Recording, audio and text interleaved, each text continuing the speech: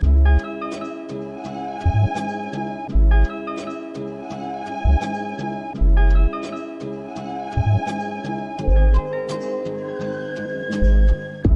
district, you know the Pope listens. Dynasty, our religion, for the blokes missing. On all of these trades, on all of these plays, on all of these grades. By the end of the day, y'all getting played. So, what you gonna do next? Try to fill up that flex? Send the homie a text? That trash offer's the best? You try to make it complex, then they text you back. Now all of a sudden they don't make any sense. Broaden your horizons, boy. Dynasty's not for the Simons, boy. These trades not for consignment, boy. Respect your opponent, y'all some piranhas, boy. This my advice, from me to you. Open up your cute little podcast queue. Search up GOAT district, my dude. Pop it in your ear, man, y'all know what to do. It's the... And I always be traded. And I always be traded. And I always be trading. Y'all try to betray them, but first you gotta bait them. Fish.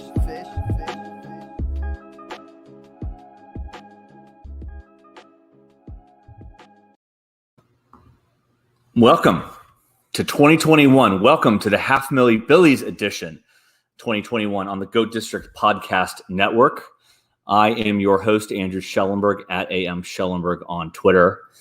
First of all, huge thank you to the GOATs, the OG GOATs, JD at GOAT District and Dan, the Overhyped Sleeper at Overhyped Sleeper, no E at the end on Twitter, for allowing me to launch this 2021 tournament season podcast. They had the quarter milli BiLLies that they've been bringing to you the last couple of years. FFPC ups the stakes to $500,000 in both their contests, and of course, GOAT District downplays their stakes by having me replace JD and Dan. So I'm going to be here with you guys all summer long, talking draft boards, strategies, tips, tricks to hopefully take me first of all, most importantly, but maybe you all one step closer to being $500,000 GOATs. The focus will be on FFPC's Footballguys, their smaller tournament, $350 buy-in, and the main event tournaments closer to 2K buy-in. Although I will mention we've got at Theo, the OG Fantasy Theo, who took in a medalist place in the NFFC Silver Bullet. So we may have to work one of those in, and of course maybe something from the Kentucky Fantasy guys. Basically, at the end of the day, we're going to try to grind out a large tournament victory. Before we get into this year, a little bit about my FFPC tournament experience. In 2019, entered one main event and flamed the hell out. Didn't win any back. Terrible tournament. Did a heavy zero RB strategy, and that was not the year to do zero RB strategy. But 2020, entered 13 Footballguys, 2 main events, and we're going to get to a little bit later here tonight with tonight's guest, but actually outright won 3 of the 13 Footballguys, and did really well in both of the main events last year. Cashed in both. I can't remember the exact place, but was trying to track my name onto the first page of the leaderboard there in the main event overall tournament. So anyways, still better, but not the top prize. At this point, I will mention for those experienced players, have an uncorrelated catch-22 that every year I played the FFPC tournaments, Abib has won the Footballguys. So I've got this issue where if I don't play, I can't win. And if I do play, I'm obviously locked out of first place, 2 for 2. Nevertheless, I'm new to the tournament game. This is intended for you all to be to feel accessible to the tournaments, just like myself. I don't want to be the smartest guy in the room. I'm going to screw up plenty. The good news is we're going to get some sharps in here to coach me up, to teach you. You're going to listen, and you guys are all going to improve at my expense. So we're going to get into our guest discussion today in just one second. Before we dive in today, we're not taking a look at a tournament. We're going to take a look at a one-off league, the FFPC Revelations. But going back to kind of me not being the smartest guy in the room, I want to set the stage for this draft with a review of my draft. And then I'm going to bring in my guest tonight. So the review. Have you ever played an FFPC? Based on your draft, it seems like you've never played. Eckler at 7, not a chance. A.J. Brown over Diggs, all these other wide receivers, not a chance I'd do that either. Quarterback before RB2, dumb move. no startable RB2, 0 RB depth, no starting tight end, question marks all over the place. Nevertheless, let's dive into our guest, Todd Burrows, single D, at Todd from PA. Todd, welcome to the GOAT District. Shelly, you feeling clutch tonight? Always. And of course, always until I'm not actually. But you're doing good, Todd? I am outstanding. Actually, I'm in sitting, but we'll get the dad puns out there. We'll go over the draft. Unlike my first Football Guys, I was pretty happy with this draft that we're going to go over. So I'm happy to talk about my strategy and the picks and whatever else you want to cover. Yeah, no, this is going to be great. So, the first rule of podcasting, of course, and you know this because you have your own podcast, the Run to Daylight podcast, is always make your guests feel comfortable. So let me do that a little bit here, Todd. I mentioned at the top 13 football guys that entered last year, but 7 of those were with you. So we actually collaborated on 7 of those 13. Yep. We won 2 of them outright. You and I won 2 of our 7 together. Internet friends, internet people together. We won 2 of 7. My question for you is, you got 2 of those medallions in the mail. Did you send me my medallion? Is my medallion on its way? Checks in the mail? I'm sure it's around here somewhere, Andrew. I don't really do much or care about that stuff. So if I find them, you are more than welcome to them. It begs the question, though, if we won that many together, how come you're bailing on me, bro? I mean, we're rolling over our winnings into 2 main events, but 0 FPGs unless you decide to sell that truck. You know I'm going to end up doing it. So I actually am pretty convinced we're going to do at least 3. Yeah. I knew the second I brought up the medallions, as a joke, of course. I knew we were going to get into kind of what our collaboration this year was, but that's exactly right. We won. Well, I mean, verbally sparring with me is not known to be the safest activity. I was talking to someone the other day, goes, "Damn, you're quick-witted." I go, "Yeah." You should have seen me when I was 38, not 58. Just left him stunned in silence. I like it. No. So that was good. I'm glad we got that out of the way. Yeah, absolutely. And it's always funny because sometimes we collaborate and other times we end up going against each other.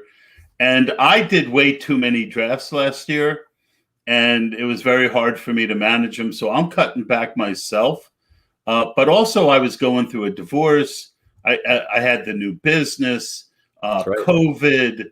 I mean, ultimately I still pushed the buttons and didn't have a very good year. But I am really looking forward to trying to show that I am who I think I am when it comes to drafting and translating the knowledge into actual victories this year. So and that's a good question, Todd. I mean, it's something I think about, right? So 2019 was the year that ZRB sucked, and 2020 was the COVID year. I mean, let's get into it. I'll kind of set the stage for the draft that you and I were in together. It was the FFPC Revelations. It's known to set the ADP. It did. I mean, there was a lot of. I mean, it was a tough draft. Yeah, there was not any value dropping, and I say that, but meanwhile, I got Derrick Henry at 110. That's right. But That's right. In general, there were definitely a couple. I mean, the way I look at drafts is the first 6 to you have 8 or 9 starters. Quarterback, 2 running backs is 3, 2 wide receivers is 5, 2 flexes is 7. So really, and a tight end is 8. So, the first 8 rounds to me in general is I'm looking for my starters, right? And I tend to like to go with wide receiver at the flex. I don't play too many games or do too many strategies. Like, I'll never go into a draft saying, this is my 0 running back. I've got to do this. Okay. You win or lose most leagues in your first 8 rounds, right? If you add in some great value later, that adds to your chances of winning. But I don't chase strategies early, but I'm prepared. When I was younger, I used to be a carpet installer, and when I was a salesman for 30 years, there were a lot of things I knew that I didn't bring up every day.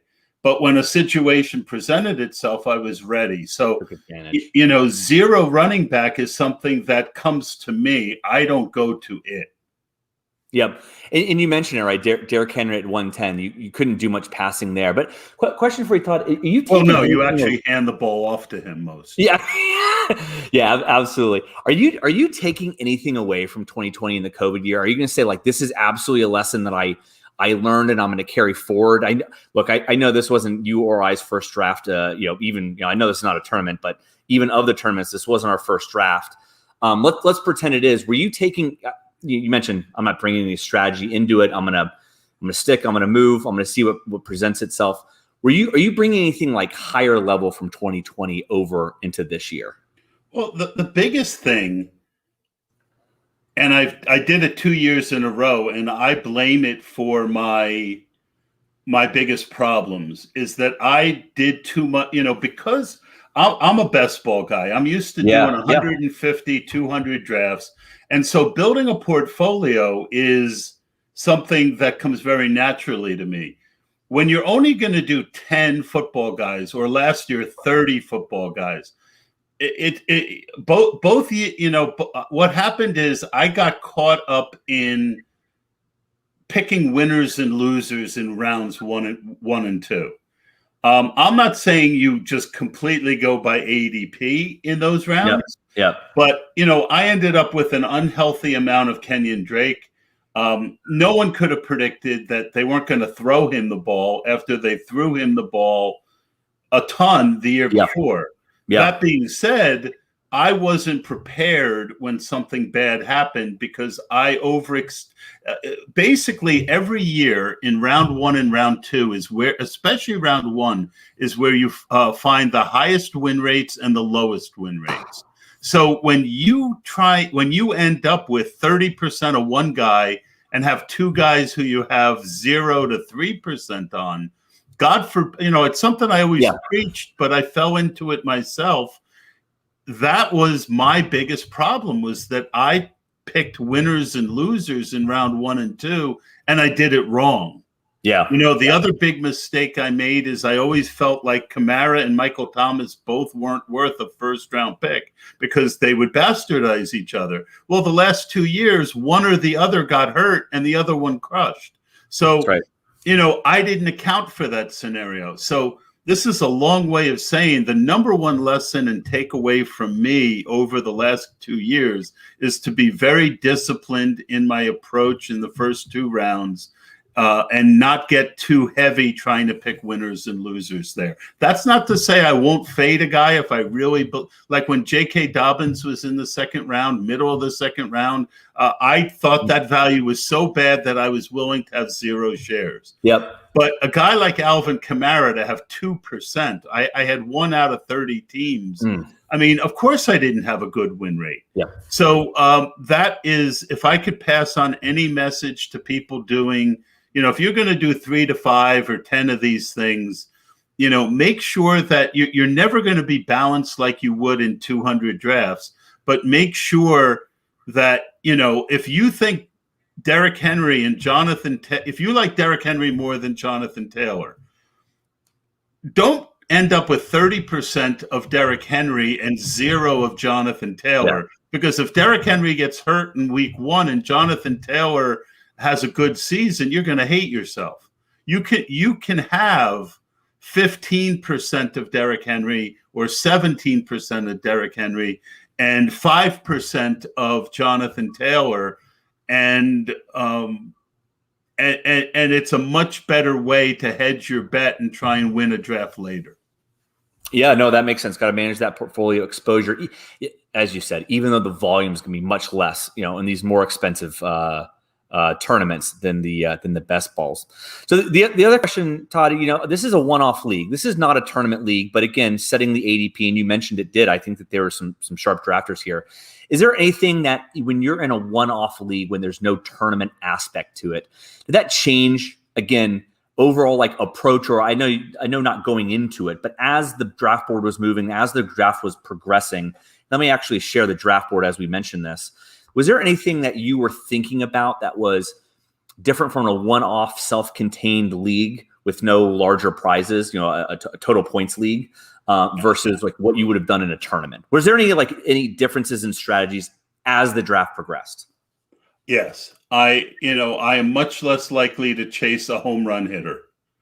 I'm much more likely to want to fill the back half of my draft with contributors rather than trying to isolate that one guy, that James Robinson, for example. I'm much less interested in finding that guy in a one-off league than I am in a tournament. In a tournament, I'm also much less likely to stack.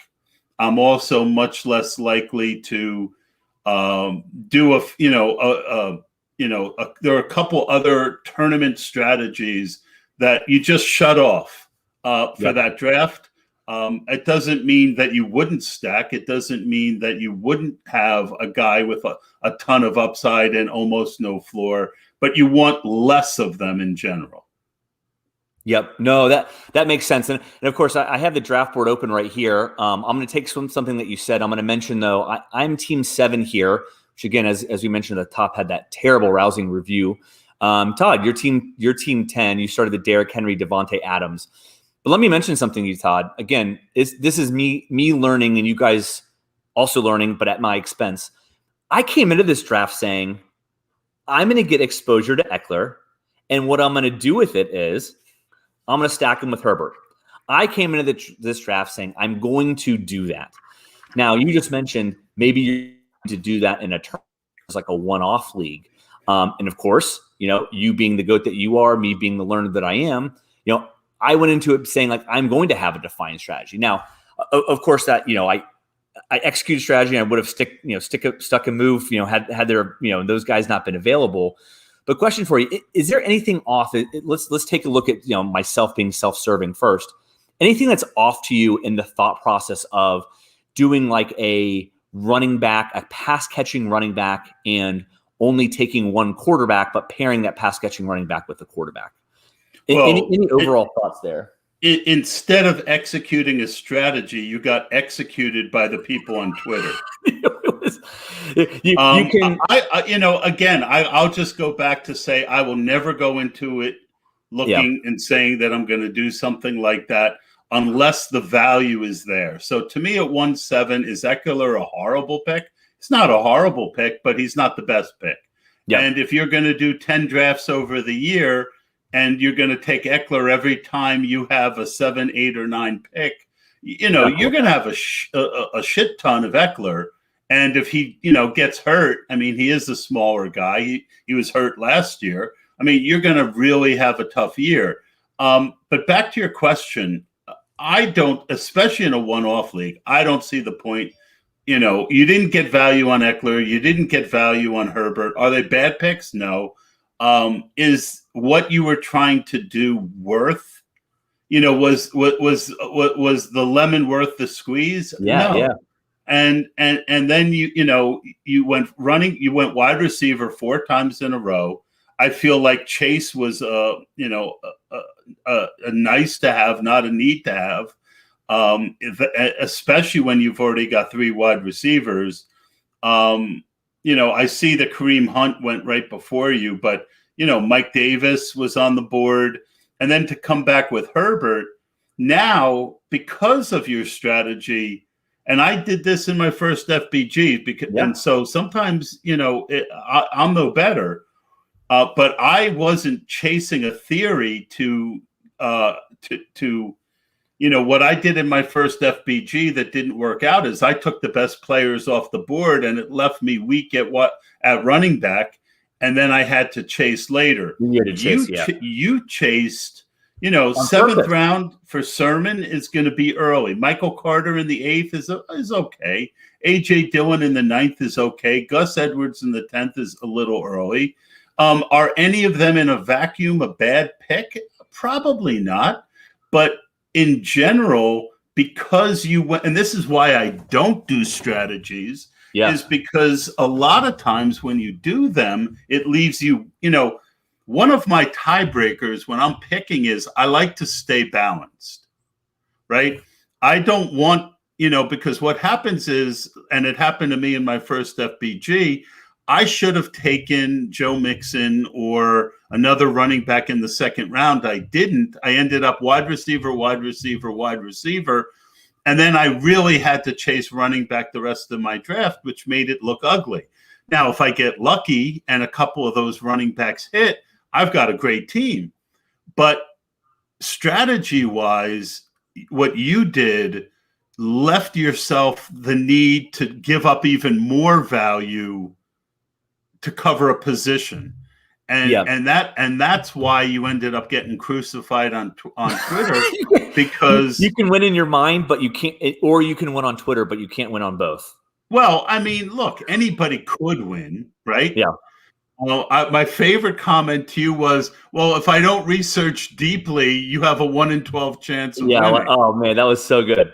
But again, that's the danger of following a strategy. Is in this case, it left you very unbalanced, and then you didn't get good value in the first 5 or 6 rounds, and then you had to double down on not good value to get those running backs, and it just seems like you were chasing the draft, and you're going to need a lot of help.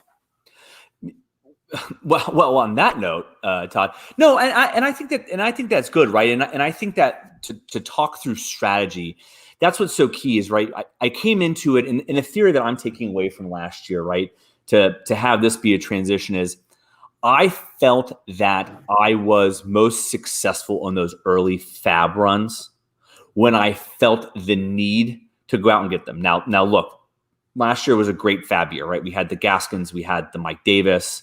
I think that there was other couple guys, maybe even in like the middle couple of weeks, Todd. I think that you and I even had opportunities at Justin Jefferson and T. Higgins.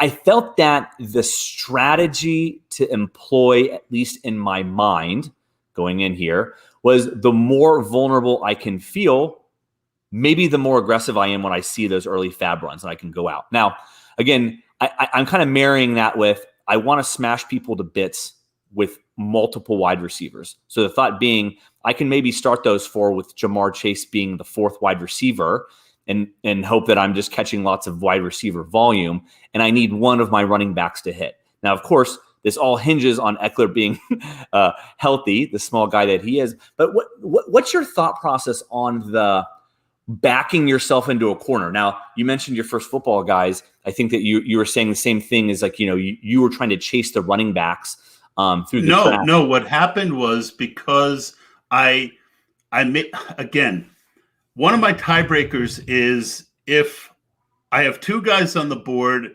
about the same value, stay positionally balanced, so that you can continue to take advantage of value as it falls, as it drops, right? And what I didn't do in that draft was and there was a reason for it. All off season where I was going, I could have gotten Miles Sanders, Mixon, and or Najee Harris and CEH.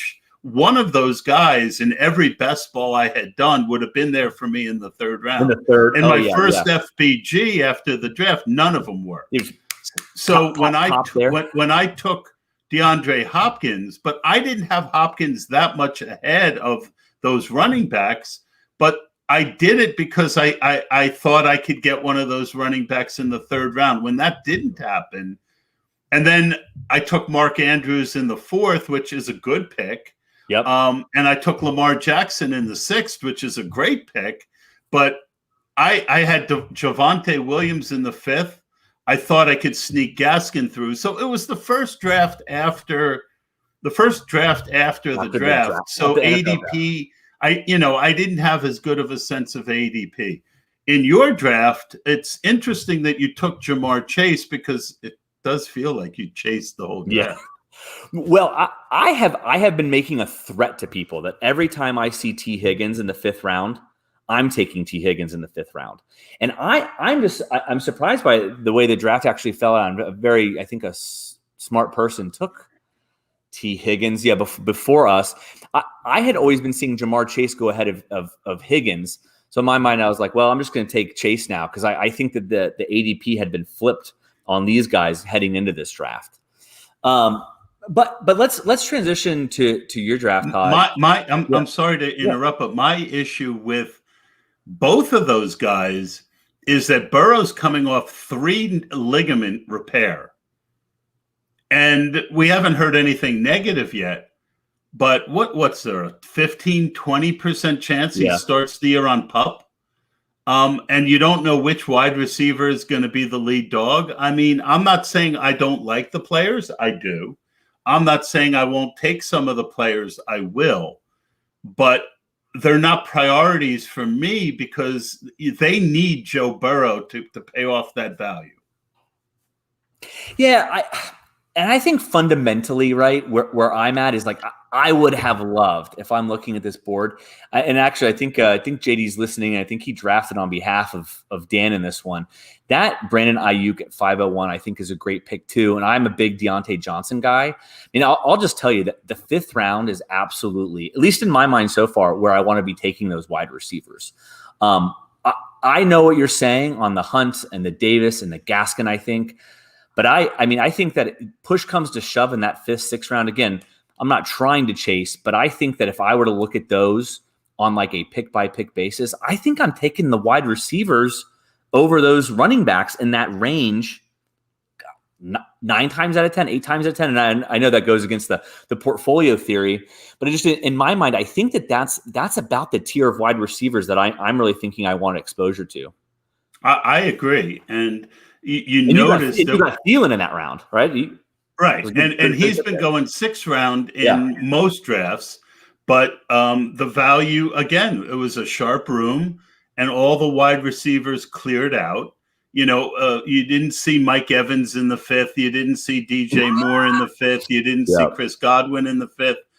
Most of the drafts that I'm in, people are chasing running backs in a way that they shouldn't. Yeah. And so this draft, there really was no value. So, Adam Thielen, and that's why so I started my draft with the no-brainer Derrick Henry. Absolutely. Devontae Adams, I really had to think long and hard about because of the Aaron Rodgers thing. But ultimately, I think Rodgers plays and he plays for Green Bay. And if he doesn't, I think Adams is good enough that I'm not just going to bleed value. And then Miles Sanders. Todd, before you continue, I think that Devontae Adams at 203, I think that you're going to be happy by the time August rolls around. I have to think he's going to swing back to that back end of the 1st round. If you're right, and I tend to agree with you as of this point, right, that Aaron Rodgers is going to be the starting quarterback, I think that Devontae Adams 203 is going to look better and better over the course of the summer. And I think Miles Sanders at 310, everyone, it was a day after Kerryon Johnson signed. I think Miles Sanders is going to play plenty. And it gave me the chance to have 2 good running backs, which allowed me to go Cooper, Thielen, match up Dak with Cooper. And again, even though it's not a tournament, that's a stack that, I'm getting both guys at good value there. Yep. And then Robbie Anderson in the 7th. And then I did have to chase tight end a little bit, but I would have taken Hunter Henry if Two-Packer didn't take him a pick before me. And that was early for Hunter Henry. But again, I ended up with, I've got 2 good running backs to start every week. I've got 4 good wide receivers to start in my flex. And then the rest of my lineup was trying to find the best value and the best player in a very, very tough draft. And I didn't get a ton of value. But someone told me, the guy who did the podcast with Balky said he hated my 9th to 14th round pick, and I don't see why. I think my 9th to 14th round is just fine. Hey, compared to some of the feedback I was getting, I would take hey, I hate your 9th to 14th round picks. Yeah. No, I mean, look, you said yourself that, this is here for you to get constructive criticism. Yeah. And I'm busting your balls a little bit, but I also admitted that I just had a draft that I wasn't happy with. And it's very easy when you're in a room full of smart people to get flustered when you only have a minute between picks. So I know you're better than this draft. The bad news, Todd, is there was no point that I actually got flustered. I was just like, these are the guys that I am taking. Like I said, I went into it with Eckler, and then I wanted to hit those running backs. But let's talk about. It's a great tournament team. Yeah, and that's the difference, right? That's what we started with. Is like, what is the difference between a tournament team and a one-off team? And you nailed it, right? That's where I want to connect this concept to. Mecole Hardman, Jalen Waddle, Troutman, Carter, Sermon. I mean, those are all really good tournament picks. You're just not in a tournament. Yeah, and you mentioned this, right? Like I had heard the high stakes fantasy football hour, and they were mentioning your 9th through whatever picks, but you mentioned at the top strategy for a one-off turn, like what's a tournament team versus what's not a tournament team. This is a one-off contained league. Your point was, and you mentioned at the top, hey, I want to take some guys that I know are going to pepper points on the board. It's a total points league. You mentioned this. Those are the guys that you're going after. And I think that's, in terms of strategy, I think that made a lot of sense for the purpose of this league. But you mentioned something. You mentioned Jonnu Smith there in the 8th round. One big concept, one strategy question that I want to hit on, called tonight's big idea, is positional runs. Now, again, the Revelations draft is supposed to set the ADP. I will tell you, the tight ends were going off the board much, much earlier. You just alluded to it with Hunter Henry. If you're in one of these tournament drafts, you mentioned it, 1 minute clock, etc. When you're sitting there on the clock and you're seeing a run, let's talk big, strategy. Tonight's big idea. What do you do with positional runs when you're seeing them? Are you leaning in? Are you fading them? What are you doing when you're seeing these runs in the middle of the draft? Well, it's a very good question. So one of my big sayings is it's always better to start a run than to finish a run. Because the worst drafts for me are the ones where, there's a big quarterback run, and then you end up taking a quarterback you really don't like because you're afraid that by the time you pick again in 15 more picks, there'll really be like nothing left. Yep. And so a lot of times, I know when the runs are going to typically start. And if you look at my strategy with tight ends here, I took Jonnu early because I didn't want to have to be chasing tight ends.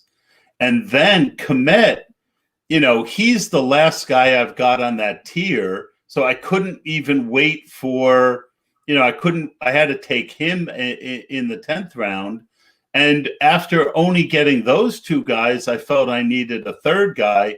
And I got Ferkser, who I think is a pretty good value there.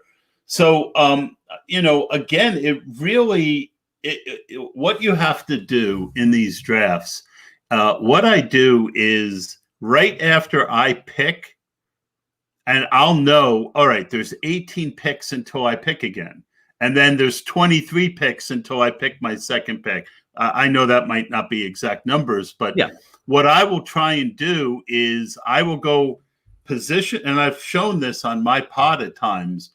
I'll go to quarterback first, and I'll say, okay, who are the quarterbacks that I would feel comfortable taking in the, let's say it's the 6th through 8th round, 6th and 7th round. Who are the quarterbacks? All right, so let's say there's 3 of them, and there's 6 running backs and 8 wide receivers and 4 tight ends. Then I'll just go through and pick the players that I would feel good about getting there, and then I count them up, and I hope. It looks like my camera went again. Can you hear me? I can hear you. So all good on the audio. All right. I don't know why it did this. It did it last time too. Let me try and plug it back in. All right, that's not going to work. So I guess we're just going to, we'll just do audio. So, so basically, then I'll count. And let's say it's 20 players. I'll say, okay, I'm good until my next pick, right? And then when we start getting 5, 6 away from that 18th pick, I'll say, all right, now let me look at who might be around the next time I pick, and let me add a few more names. So basically, I'm filling my queue and trying to keep on top of those trends. Yep. So that I can, so that I don't get caught. In the positional run. Correct. Yeah. And knowing when guys tend to go, and then looking at, like when I saw Cole Kmet, and he's the last, if you've ever heard me talk at all, you know that I talk about being a tier drafter. Well, after Cole Kmet, I think there's a real drop-off, right? When you look at the next tight ends who are taken after him, Hooper, Gronk, Troutman, Everett, Jarwin. I mean, to me, you're giving up a lot of floor and a lot of ceiling with any of those guys. So, but if let's say I had George Kittle on my team and I invested a second-round pick in George Kittle, I might not care about missing out on the Cole Kmet tier. And so, but because Jonnu Smith was my first tight end, I did care about that tier. And so that's why I took him. So I with my camera getting disconnected, I got a little discombobulated. But the point is, you have to be able to juggle a number of factors, and you have to be able to juggle them in a very short window. And the guy who can keep the calmest and be the most prepared is going to come out of these drafts with an advantage.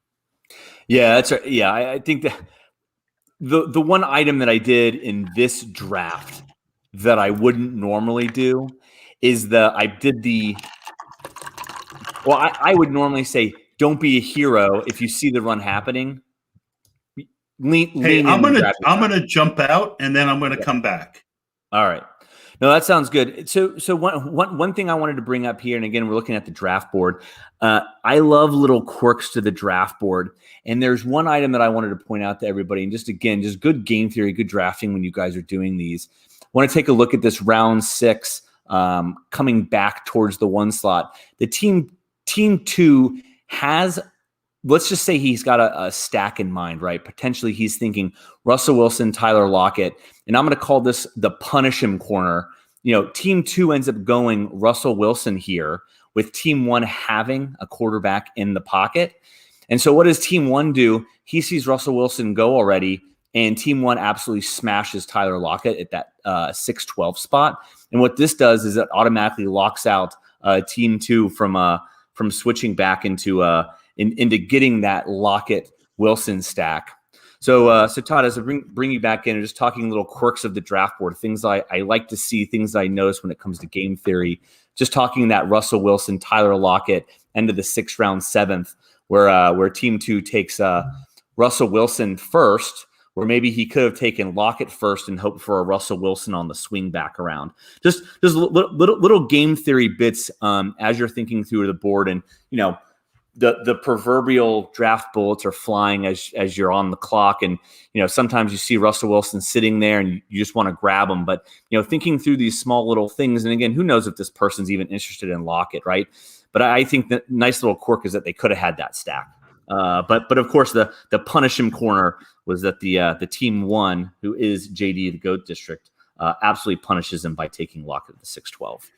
Well, the way I look at that, and that happened in another draft that I was in, and typically, again, after Russell Wilson, who are the next quarterbacks? No one goes until the 10th round, right? So I mean, look at this draft, Todd. Nobody went in the 7, 8, or 9. It took the middle of the 10th for the next one to go. And whoever and Team 6 got a great value getting Aaron Rodgers in the 10th round, because if there wasn't that information on Aaron Rodgers, he would have went soon after Russell Wilson, if not before him. But my point is, if you want one of the top quarterbacks and you're on the board and you're looking at Lockett or Wilson, to me it's a no-brainer that Wilson is the pick, because he came back with DJ Chark. Now, he could have had Courtland Sutton too, or Debo. So he still got a very good wide receiver, but the Tyler Lockett guy already had a quarterback. Yeah, that's what I'm saying. If punish him. Oh, I see what you're saying. Yeah. See, that's where I would have, I would have known, but we don't know that Cautiously Dangerous wanted Tyler Lockett. Wilson Stack, remember, this again is not a team. It's not a tournament team. So, I can't blame him for that. But ultimately, what it comes down to is, he got the better player. I think Russ is a better fantasy asset than Tyler Lockett. And Wilson and Chark is a better combination than, Lockett and, Tom Brady or Matthew Stafford, who we would have gotten later. But in looking this over and how to play the quarterback position going forward, I mean, I think you can make a case, and I definitely, if I'm going to do 15, 20 teams, I am not going to want a top-tier quarterback if I know I can get Aaron Rodgers in the 10th, Tom Brady or Matthew Stafford in the 12th, Matt Ryan in the 11th, also in the 12th. I'm sorry, Jalen Hurts in the 12th. I mean, you can't tell me the difference at the end of the year between Jalen Hurts and Lamar Jackson's going to be 6 rounds. So, that's something to consider here.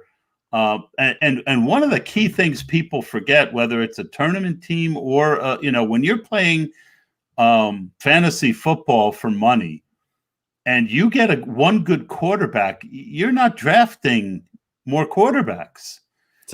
Especially when you're drafting early. One of the key things is to only take one quarterback and then fill up with guys who might turn into something between now and then, because the waiver wire always even in the Corona year, you'd still find decent quarterbacks on the waiver wire. Yep.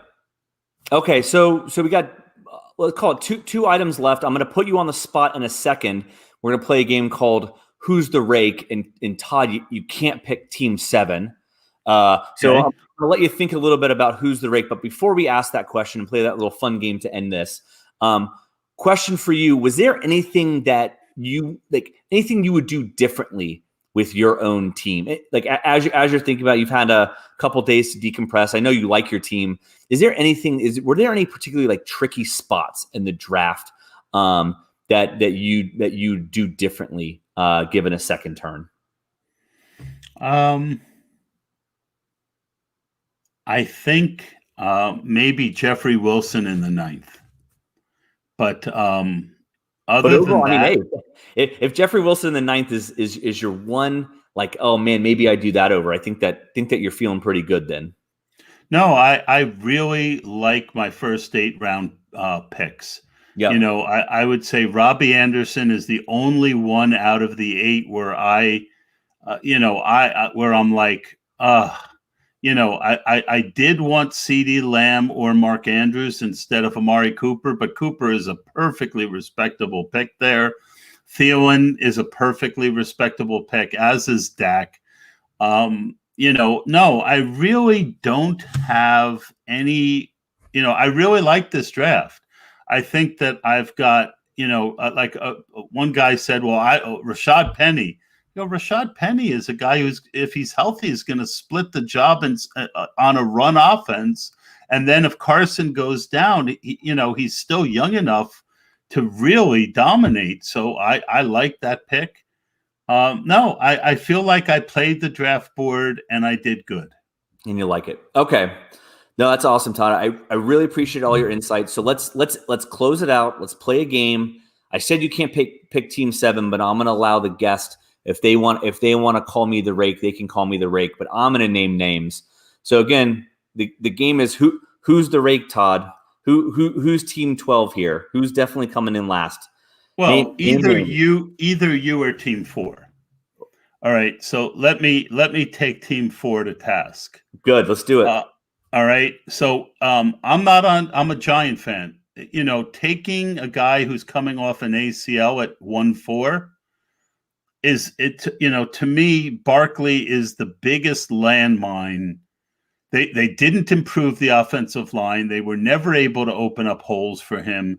Daniel Jones looks to get the ball down the field. He doesn't drop it off. They've added other weapons. I don't like the Saquon Barkley pick at 4. I would say that I've got Saquon Barkley as like 1.8 or 1.9 this year at best. So I'm going to have very little Saquon Barkley. I love DeAndre Swift. I think that's a good pick. I think Dobbins, as we've talked about, is not great value. Kyle Pitts, rookie tight end. And then if you use draft capital on Kyle Pitts, taking Fant and Ingram, and you end up with Higgins, Claypool, and Devonta Smith, who are you going to pick to start every week? Claypool might end up not playing a lot of plays like last year. Devonta Smith is a rookie. I mean, I like some of his later wide receivers, and then he takes 3 quarterbacks. Yeah, I just talked about how you don't take more than one quarterback in this unless the value is just ridiculous. So you took Trevor Lawrence, he has, Stafford's old, fine, but Baker Mayfield, and 90-year-old Emmanuel Sanders, Damian all Williams, all ages approximate. I just think with a quick perusing, I don't like that team very much. And obviously Team 8, I don't see the point in starting 3 running backs unless you're going to pretty much avoid the position the rest of the way. And he still ended up with 6 running backs. Yep. Not a huge fan of that. I'm surprised. Where are you on? I thought when playing this game, I thought for sure you were going to say Team 12, and now you've named 3 teams above Team 12. Now, respected drafter, and he definitely had technical difficulties. Said as much, but he's got the Mahomes Jackson combo. He's got the AARP tight end corner. He's got the AARP running back crew there late round. I thought he was the easy mark for the rake. But I missed that. That is a pretty bad team. I thought that was the easy answer. I didn't even think I was putting a lot of pressure on you. But I wasn't expecting it, and I don't spend a lot of time looking at other people's drafts. So as I'm going through, I just missed that one. No, I like it. No, I had to put you on the spot to start with the medallions, and I had to put you on the spot to end with the game called Who's the Rake. But the good news is you name mine, which is perfectly acceptable for this podcast.